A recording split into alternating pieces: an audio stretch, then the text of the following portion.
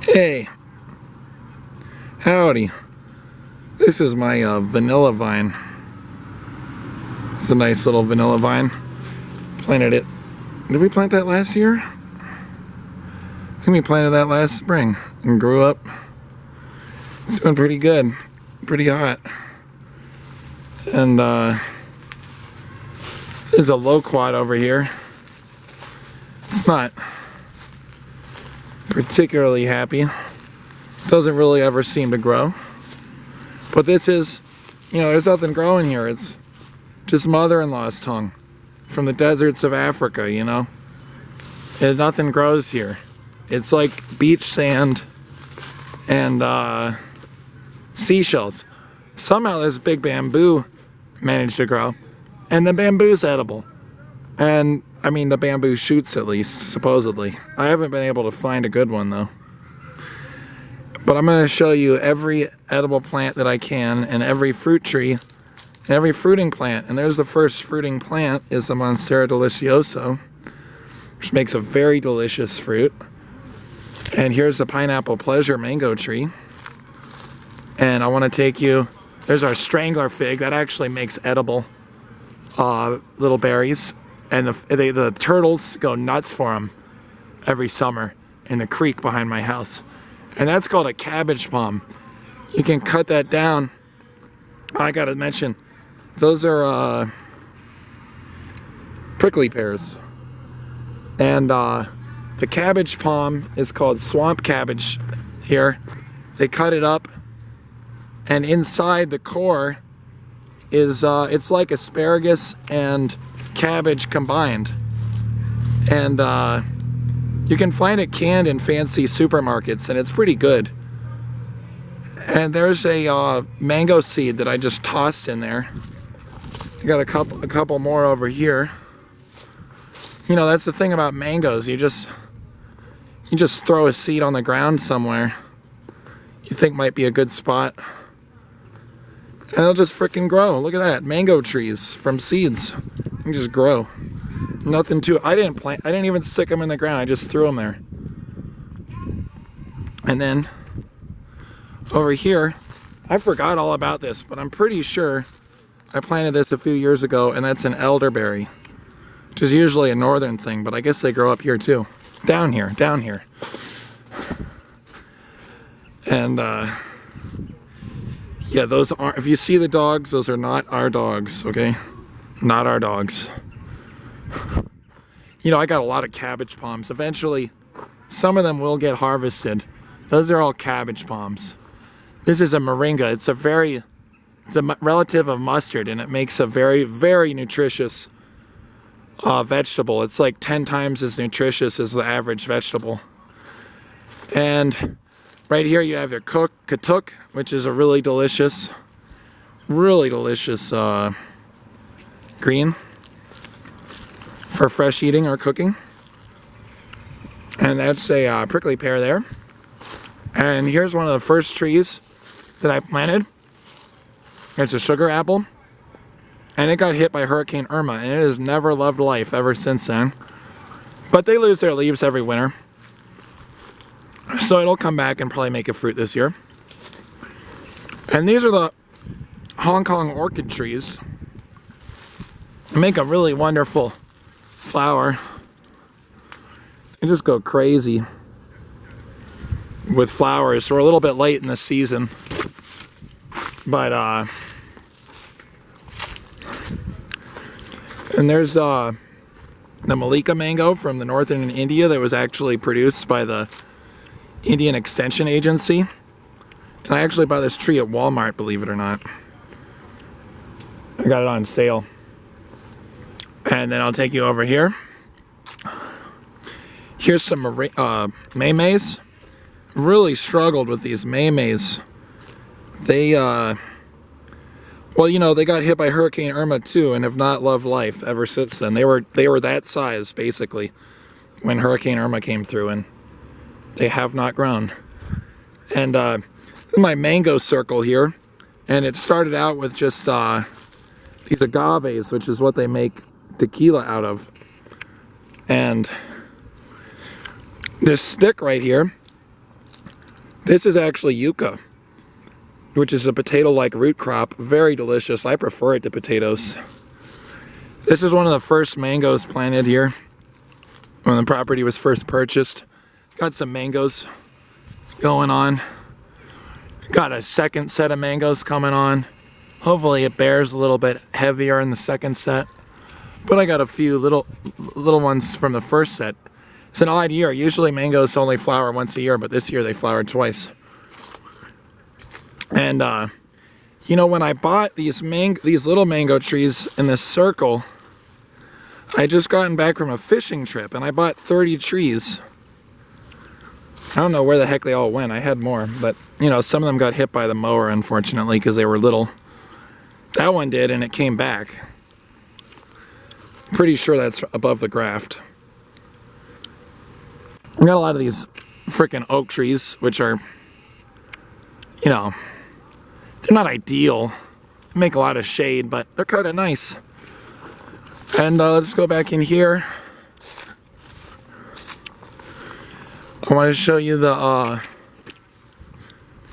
planted an ugly Betty mango over by the Hurricane Irma Hong Kong orchid tree.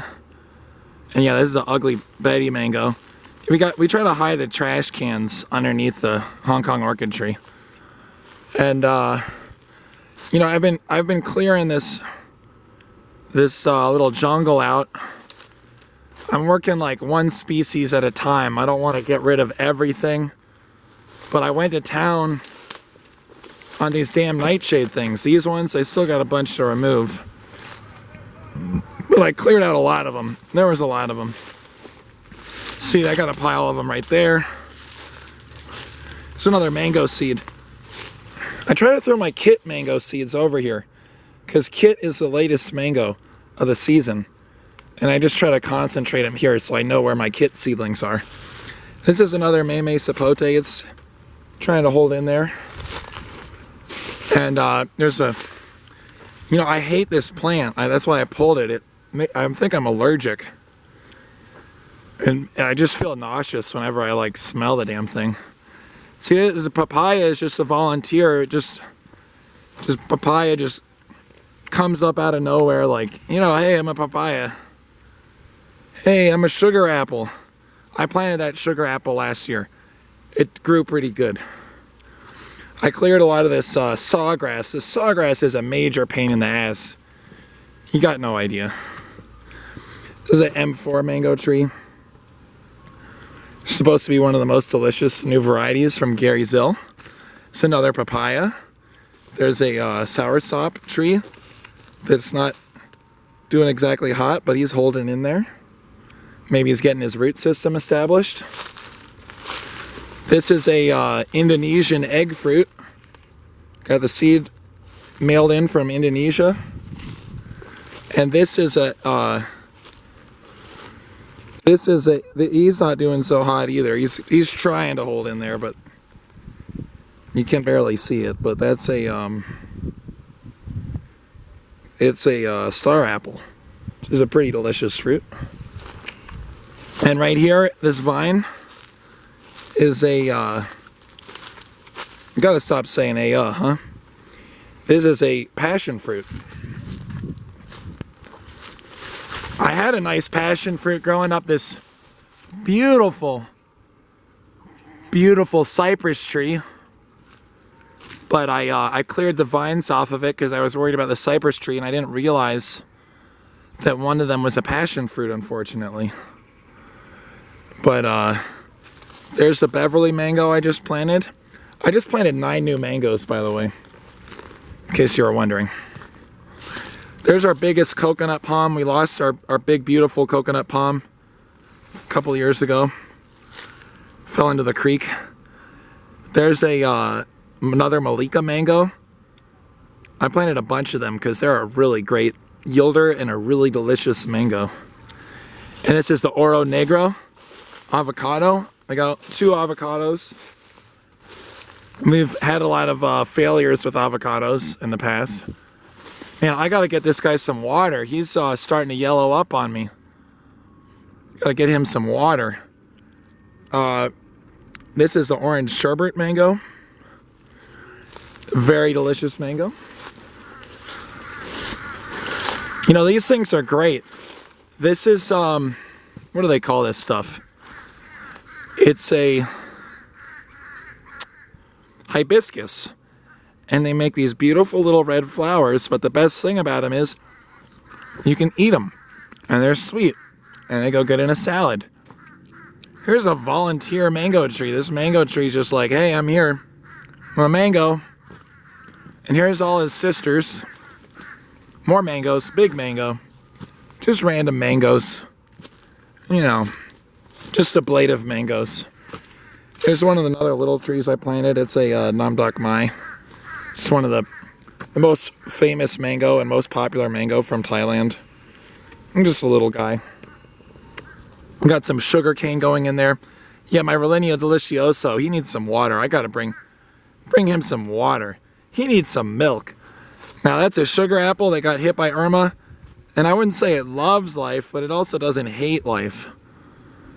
And over here is a sugar apple Cherimoya hybrid that got hit by Irma that is also not loving life. And that's a yeah, it's called an Adamoya, that is what they call them. This is an ice cream bean. It's kind of like what it sounds like. It has like a cotton candy, like ice cream, vanilla ice cream flavored flesh. And it's a big bean pod. And, you know, the bananas, they're not doing great because I don't water a whole lot. The bananas are not doing great. They're not happy. I believe that's a Maha Chinook, which is considered to be the best mango in the world from Singapore by many. Very delicious mango. This is a Mulch sapadilla, which is like a brown sugar fruit. And the sap is what chiclets in Mexico were originally made out of. I believe that's either a Pickering mango or another Maha Chinook, but another little mango. Here's a macadamia nut. This is 7 years old, and it makes a lot of nuts. It's a pretty nice tree. I like this tree. Here's another bamboo that got completely savaged by Irma, but it's still, you know, it's trying. It's throwing up new stock. It threw up a bunch of new stalks last year. And here's the peach cobbler mango, and unfortunately it got cracked. So I got it propped up with these two chairs, and it's got like a bondage belt holding it up, but you know, unfortunately it got cracked, but it's still alive. Look at this. It's cracked. Can you see? Damn it. Yeah, there's a crack. You see that crack? It got messed the fuck up, but it's still alive. My mentor, my mango mentor, Arthur Levin, who runs mostlymangoes.com, as he says, mango is a tough customer. Now this is a voluptuous Venus mango. It's supposed to be another delicious mango from Arthur's Hills. I'm gonna go back here. This is a fruit punch mango. This fruit punch mango is love and life. Look at that.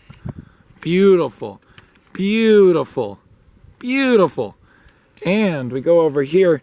Here's another jackfruit hit by Irma, not love and life. Coconut hit by Irma, starting to take off.